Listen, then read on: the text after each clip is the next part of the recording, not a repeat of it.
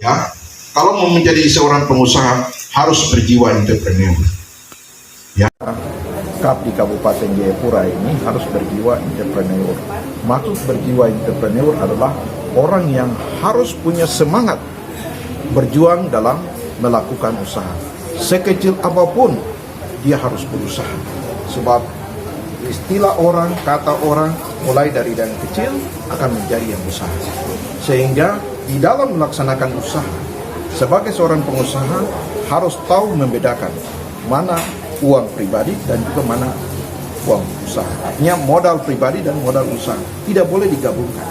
Jadi dalam melakukan usaha apapun dia harus membedakan itu dan bisa mengatur sehingga dalam perjalanan hidupnya, dalam berusaha itu dia harus bisa tahu dari hasil usahanya itu yang dia dapat menggunakan untuk memberikan kesejahteraan.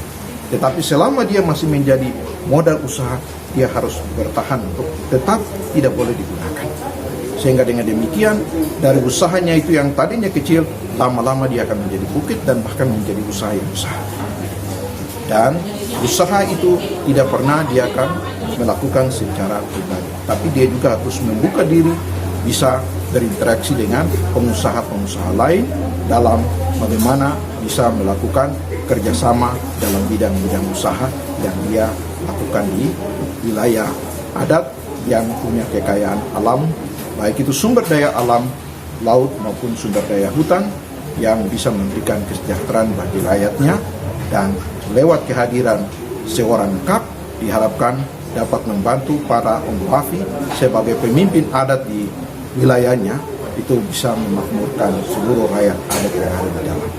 Tapi juga dia bisa berkoordinasi dengan pihak pemerintah dalam membuat satu aturan regulasi hukum yang mengatur bahwa setiap pembangunan yang datang ke wilayah adat atau ke kampung itu harus ada aturan mengatur bahwa anak-anak adat yang punya usaha itu yang diprioritaskan dalam melakukan pembangunan apapun yang masuk dari pemerintah ke lingkungan adat yang berada di distrik maupun yang ada di kampung.